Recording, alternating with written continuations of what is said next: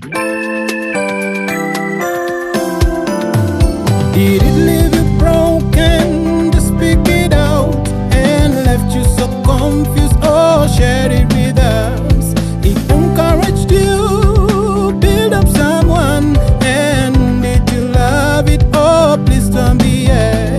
Whatever it is, encourage someone. Right here on Let Out Show. This is the Let Out Show.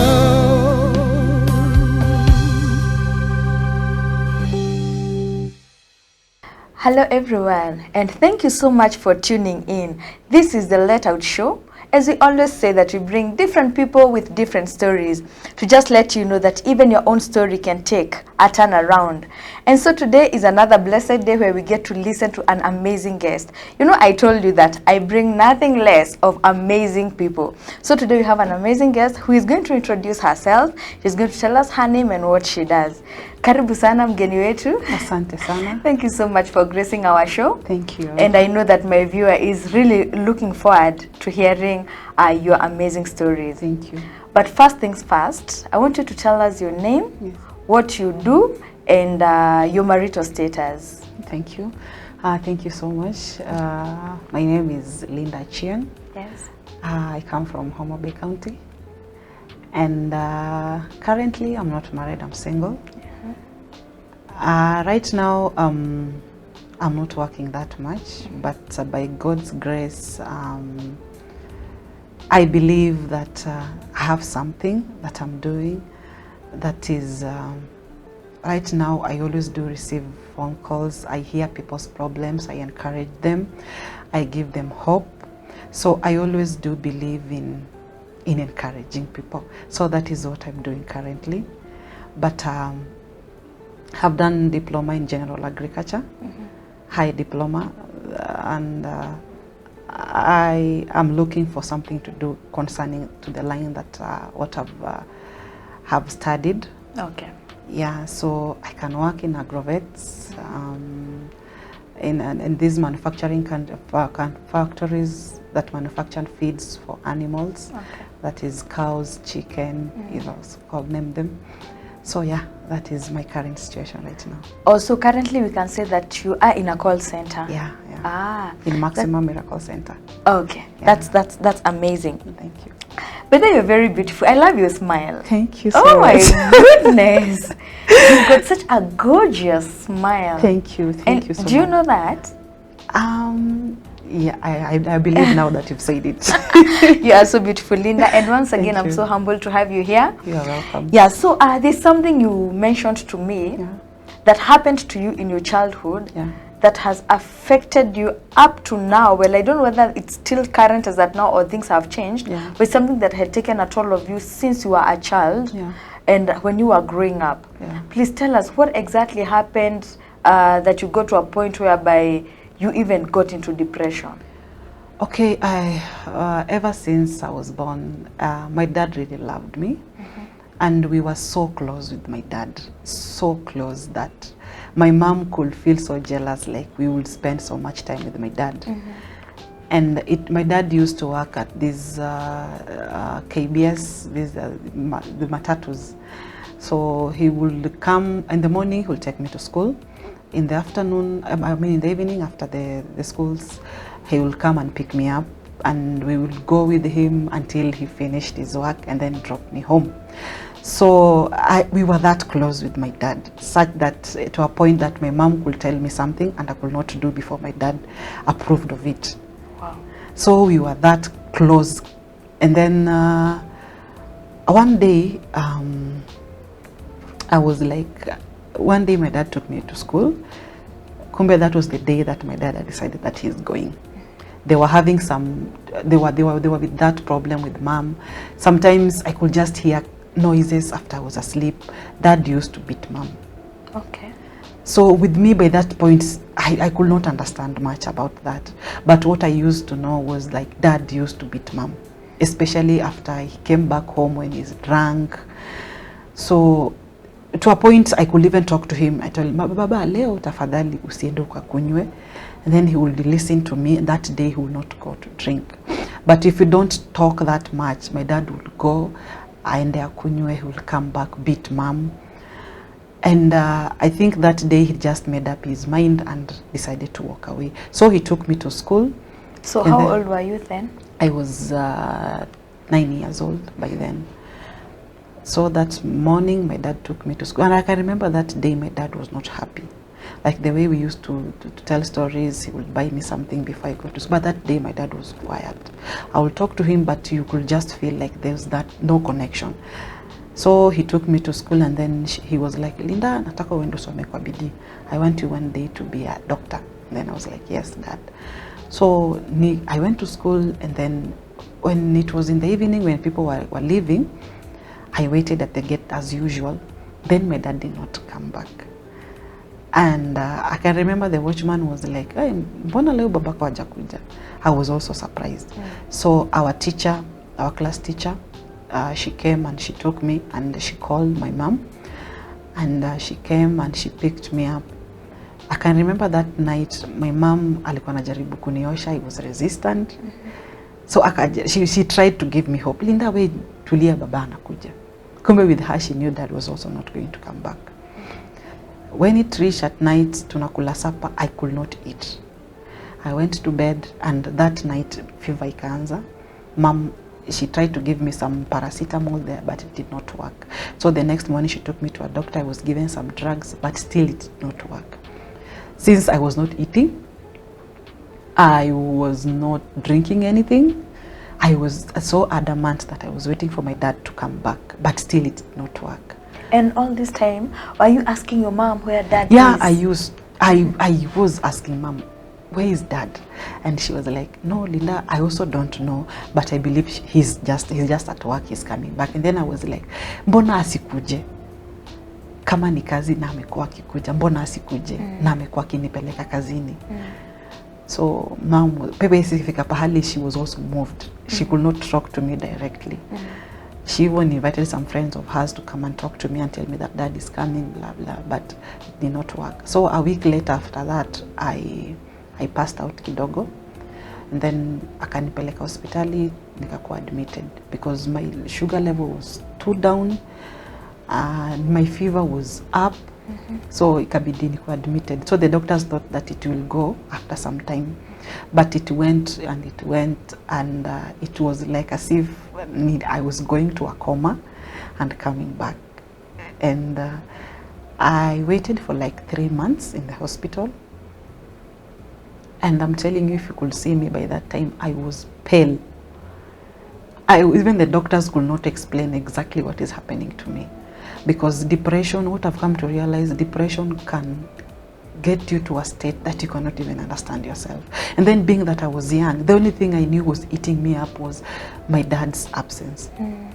Even my mom could not know that. Even after, when I was going through all this, my mom came to realize that the friendship I had with Dad, it was that deep. You see. And she also one day she came and said that, Linda, I wish ningejua that you were so close with your dad like that.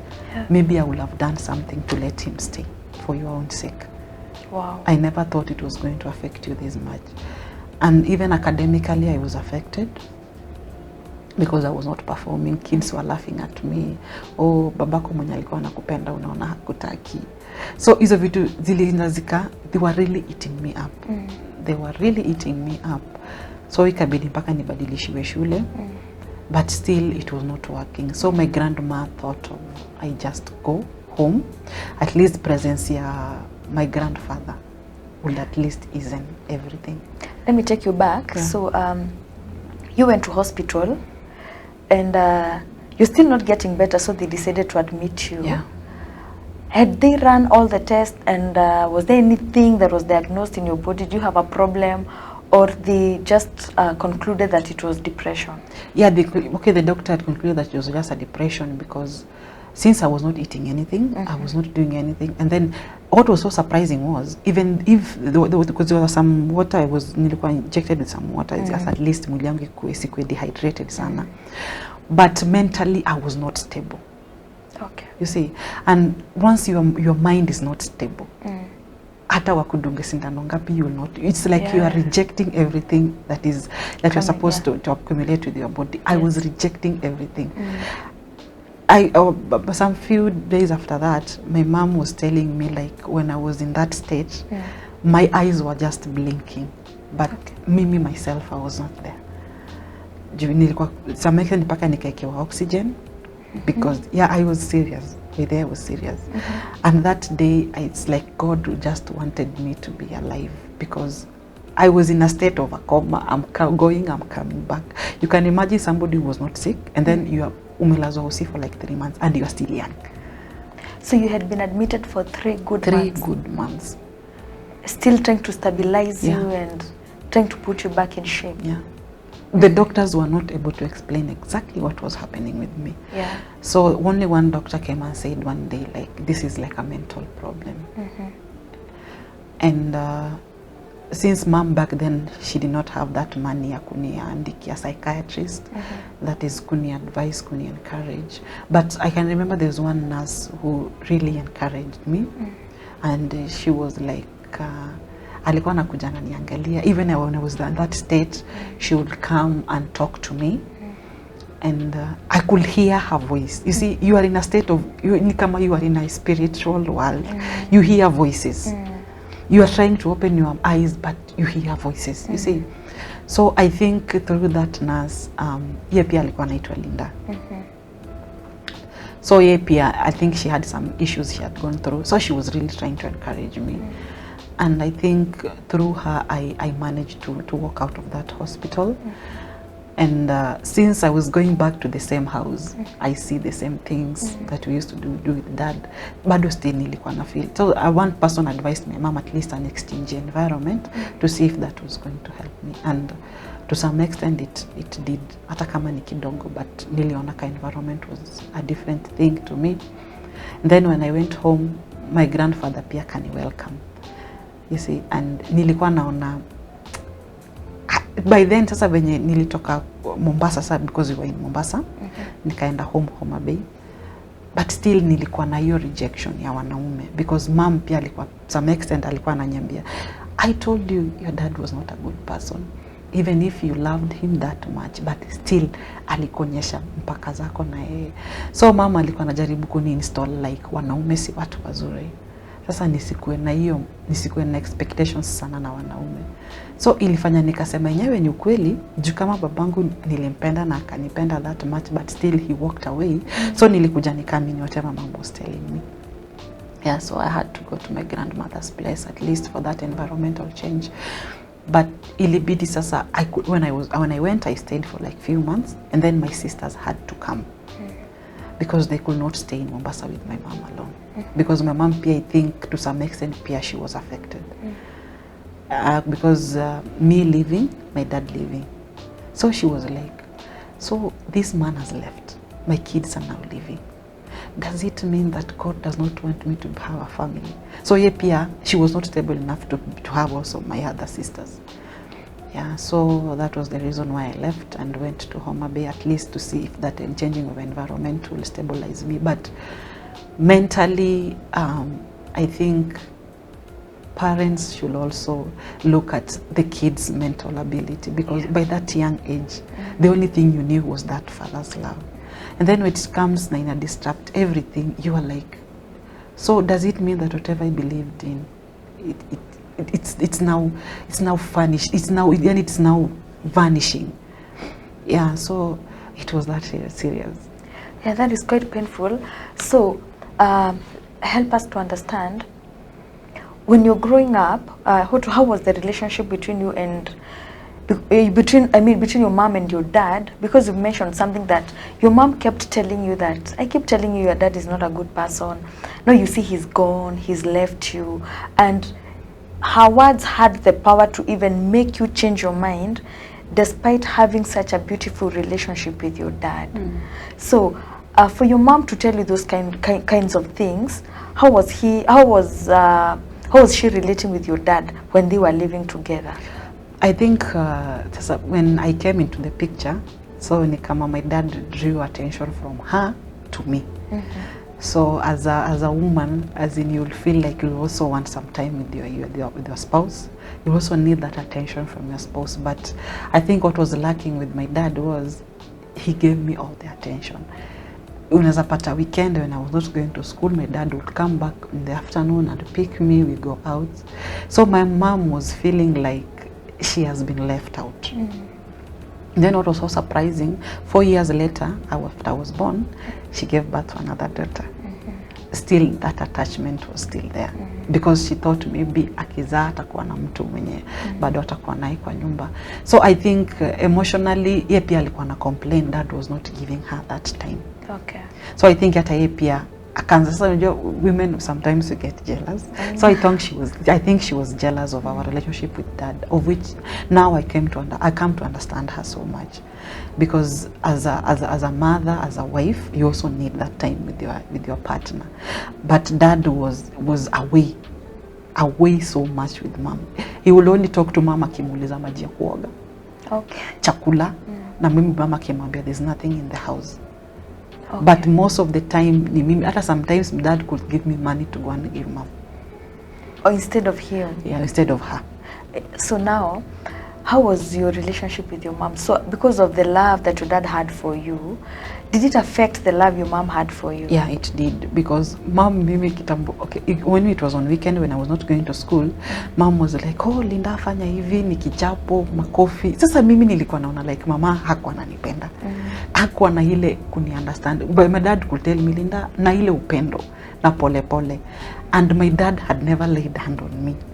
Ever since I was young. Mom ilikuwa ndaka kidogo umeshachapo.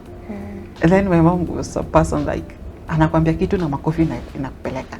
And one thing she's telling you this, the other, before you do it, she has already beaten you up. Okay. So mimi niliona our relationship with mom was not that good. Okay. Sasa hapo ndio ilifanya nika draw away from her. Because Okay. nilikuwa naona venye ananiongelesha na the way dad was talking to me, they were two different kind of thing. Because mom was talking to me with so harsh, but dad was talking to me with a lot of love. So you got so much attached to your Yeah, dad? hata before nifanye kitu, dad will buy for me even a sweet. Anyambia, mama wewe nenda ufanye.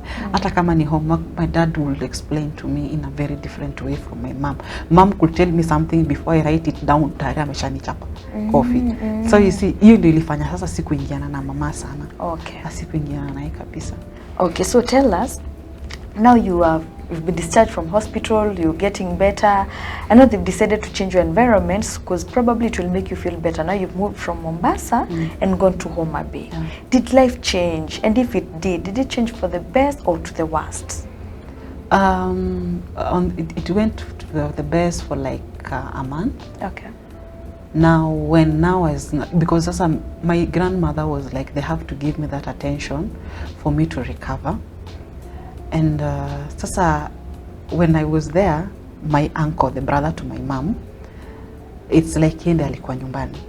So unajua unapewa attention. My grandmother is one person who would wake up in the morning, awapikie chai, awaandalia, kuuliza what would you like to have for a breakfast, and she will do that. But now that when I came to the picture, my uncle pia akaanza to get jealous.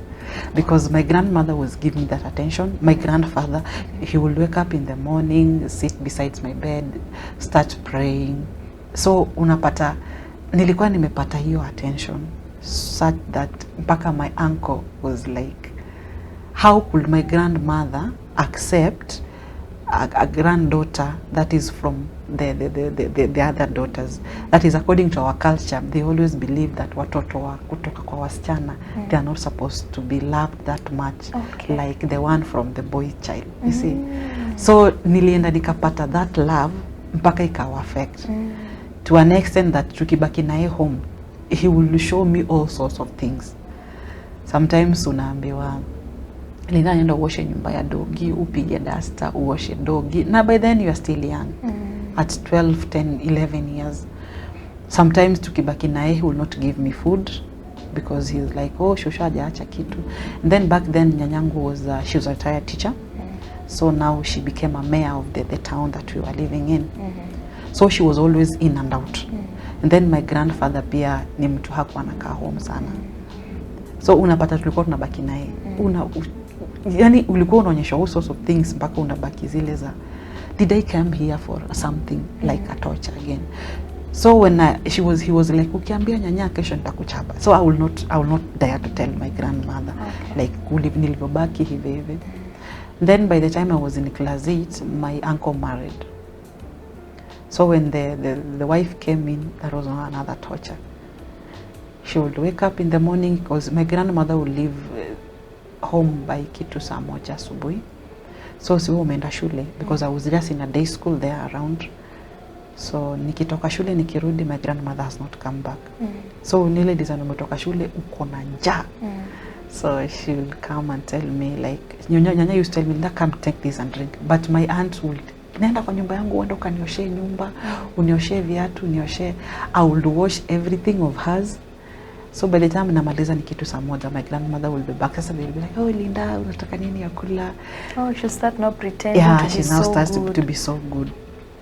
Then I can remember one day I called my mom. Nikamwambia mom, sioni hapa pakiwa pazuri. And then she asked me why. Nikamwambia. I can remember after that, mom, there was so much. Yani waligombana na my uncle. It was chaos. So my grandmother was shocked that mbona sikuwa namwambia. I can remember hiyo ilifanyika affect relationship kati ya the wife to my uncle na my grandmother. Because she also thought like, wewe kama mwanamke ungechukua huyu mtoto kama mtoto wako. Sasa hiyo sasa nikaongeza chuki kabisa, ile unabaki unaweza ambiwa kitu. I can remember there was one day there's a boy came home, alikuwa analeta pesa ya chama to my grandmother. Then akaingiza kwa room yenye ninalala.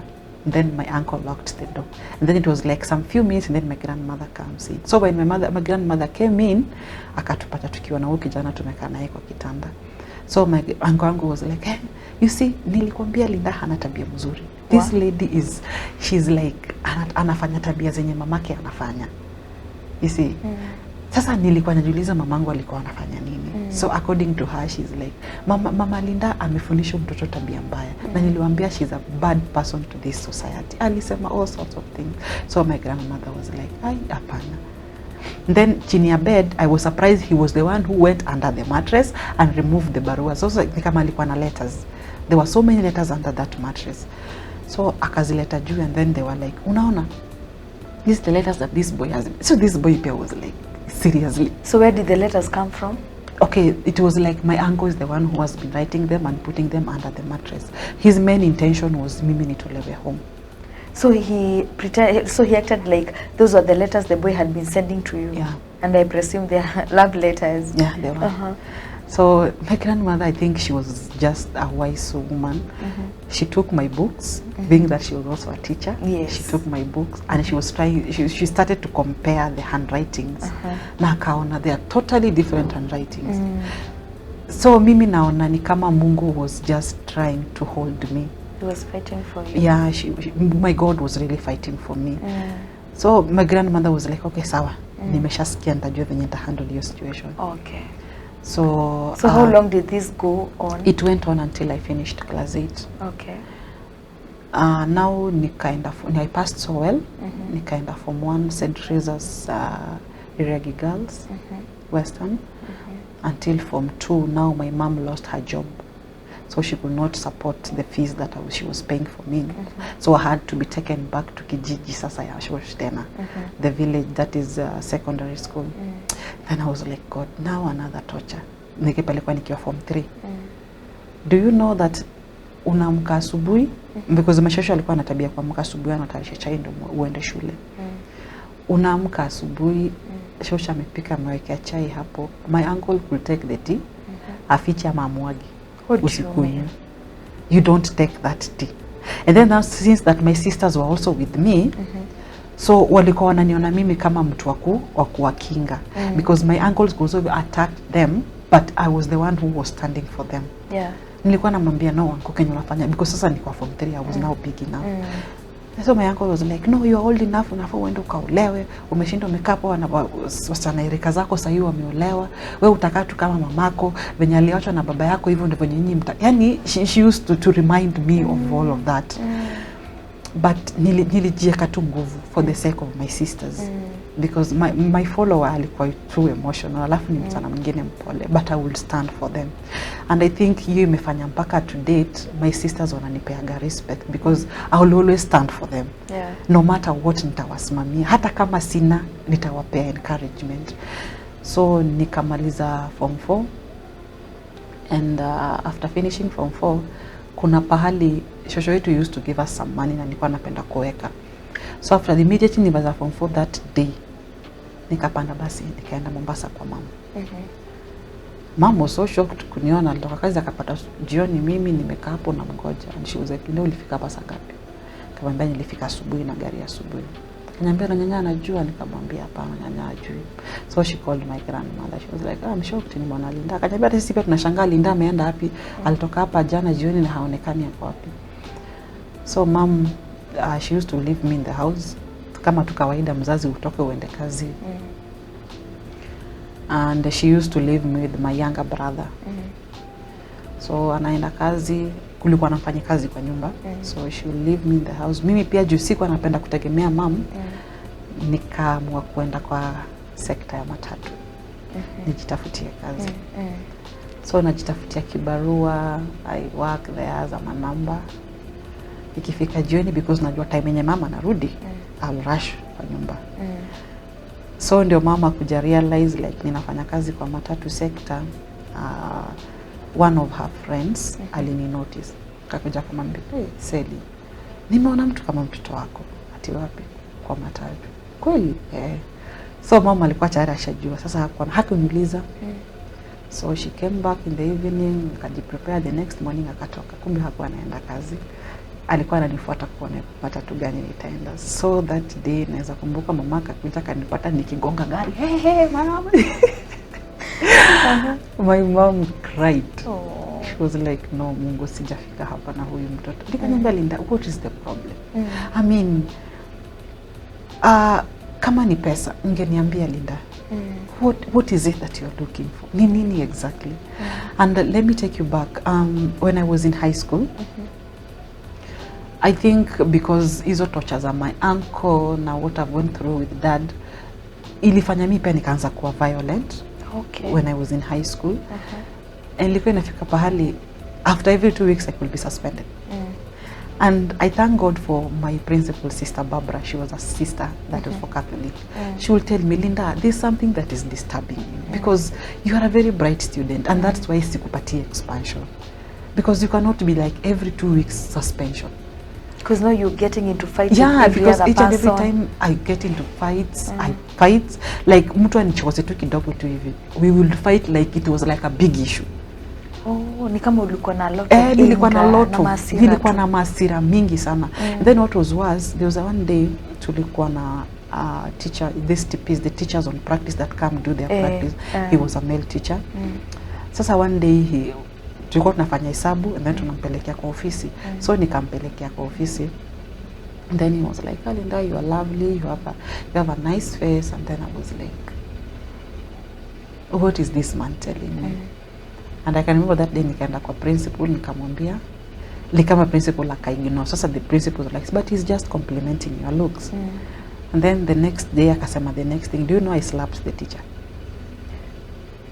Yeah, because I was like, why does he keep on telling me this? That you're pretty. Yeah, you are pretty, you are what. So mimi nilifika pahali I saw men like they were taking advantage of who I was. And I can remember I was suspended for that for like 2 weeks because of that. When I came back, the principal was like, "Yeah, I think now you're going to change." Ilifika pahali mom, nilikuwa nakwanga suspended mpaka mom was like, "Is my daughter still in school?" Because sijamuona home. Na sijapigiwa simu ako home. My principal was like, "No, ako ni kama juu anafanya exams." Ni kama mimi hata mtu nikuja nipata ati amechukua something from the locker and you've not asked me, tutapigana. Alafu sikuwa naongea. Sasa alafu ilifanya mpaka sasa sikuwa na marafiki. You people were like, "I'm very violent, I'm not friendly because of what I was going through." Na hiyo ilifanyika sasa ndio nimekuja nikajifundisha one thing. Don't you ever judge somebody of what he or she is doing. First of all, nijue ni kwa nini anajifanya hivyo. Because me I was like, even with these suspensions, I just thought like at least how walimu wangejua ni nini that was eating me up. By the way, I was really eaten up. Wani mpaka unapata mwalimu amekukosea ama umekosea mwalimu, but huwezi elewa ni kwa nini umekosea huyu. Nini nilikuwa na lot of bitterness. So hata venye nilitransferiwa sasa niletwe day school, the protocols yani bado ilikuwa inaenda hivyo. Hiyo ndio ilikuwa protocol yangu. Ni vita tupiga. Alafu hiyo shule nilikuwa, it was a day school, like it was mixed school, boys and girls. Sasa ilikuwa ni design hata mwanaume akanikatia. Tulikuwa ni vita. Nitakupiga uniumize, call it, but afadhali hiyo asili ingekuwa imetoka. But umchape tu. Tupigane tu. Kwa nini unikatie? Why? Umeona nini kwangu? So let me ask, since when you were growing up, after having that relationship with your dad, and then things going south, and then here you are, a lot of resentment, a lot of hatred towards men, such that you had to slap a teacher because of complimenting you, and also whenever a man could approach you, heri tu mchape tu akuondoke, kuzilikuwa unaona ni kama he's trying to take advantage of the lady you are and also what you have gone through. So how are you right now? Do you still have that resentment towards men? Do you feel like you hate them, you can't trust them anymore, or how are you now currently? Right now what I can say is that I'm healed. Kata kama kamebaki ka percent, kamebaki kadogo tu, but I believe that I'm healed. I've gone through much, and by me going that much and by me maturing, have come to realize that not everybody is in that line. Nimekuja ku accept watu the way they are, and one thing nimekuja kulearn big, that you should not judge somebody. Na mimi pia singependa kuwa judged. So mimi after finishing my college, I met this guy, and he had a homework. Alikuwa na kazi ngumu sana. Ndio sasa ndio nikuje nimkubali yeye pia akashare na mimi his story. And I felt sorry for him. I can remember I was working in a certain agrovet in Nakuru as a salesperson. That is where I met this guy. And through that process of us dating, I conceived. So I called my mom, Mama, I'm this and this, and she was like, what? You conceived? Yes. She cried and she was like, Linda, congratulations. With me, I knew that, Linda, you'll never get anything from a man or what, blah, blah. And Mama, at least right now I can say like I'm progressing in terms of men. And I think, sasa ndio, what even ilinihit na huyu jamaa, was like, she was like, Linda, I wanted you to go introduce me to home, nijue kwenyu, as in watu kwenyu wajue like intention yangu na wewe ni nini. And naweza kumbuka hapo nikimwambia, let me think about it, and she was like, all this while, but you're still thinking about something. I think ilifika pahali mimi nikamwambia sioni tukisettle, because naona ni kama hizo vitu zenye zilinifanyikia naona ni kama zitakuja ku come out. So mimi nikamwambia I think kama ni kuzanda kuzalia, but we are not going to move in together. I'm sorry for that. So akanyambia, okay sawa, but can you just come and stay with me by the process ukiwa na hiyo mimba udeliver, and at least uninio. Naweza kumbuka nikimwambia kitu like, ndio nitesa kama vile babangu alitesa mamangu. Akanyambia, that was your dad, this is me. And then I was like, no, I feel that history is going to repeat yourself. The way you loved me, my dad loved you even me more than the way you show me the love. So it can affect, and then he was like, okay, I'm not going to force you for us to live together, but I'll be supporting you with this kid. Yeah, so right now my mom is with the kid, but he supports. Okay. But with me, I think I'm trying to heal and to understand more. And I'm really praying to God that I see marriage positively. Wow. I'm really praying for me to see marriage in a different way. And what sometimes unasikia watu wanasema marriage, mimi ni mwanamke nimepitia hii na hii, kama inanivunjanga moyo sana. Sasa ninashindwa, kwani what is it that is in marriage that make things just go sour? Then what I don't like is one day when I'm in marriage, then watoto wangu wapitie what has gone through. Sitaki mtu apitie what has gone kenye nimego through. Sitaki kabisa. So mimi kenye mimi usema ni wazazi waelewe watoto, na wazazi, if you've really made up your mind to be in marriage, please just stand up for your children, because kenye mtoto anapitia after what ameona kwamba especially when he or she is still young, inakuja inamuaffect baadaye. It may not affect him or her maybe at that age, but kuna venye anakuja kuview life baadaye.